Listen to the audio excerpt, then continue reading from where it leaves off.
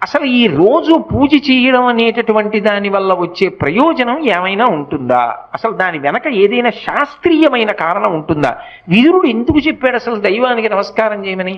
నేను మీకు ఒక్క మాట చెప్తా, బాగా గుర్తుపెట్టుకోండి. ఎవరు పూజ చేస్తున్నాడో వాడు లోకము చేత పూజింపబడతాడు. నేనన్న మాట బాగా పట్టుకున్నారా?